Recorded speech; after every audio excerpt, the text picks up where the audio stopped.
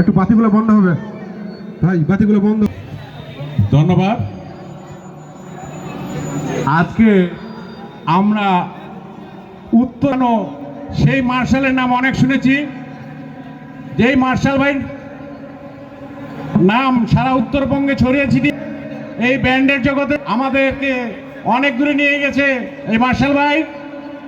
আজকে আমাদের জয়নন্দের মাটিতে ওনার পদার্পণ হয়েছে, এই জন্য আমরা জয়নন্দবাসী ওনার প্রতি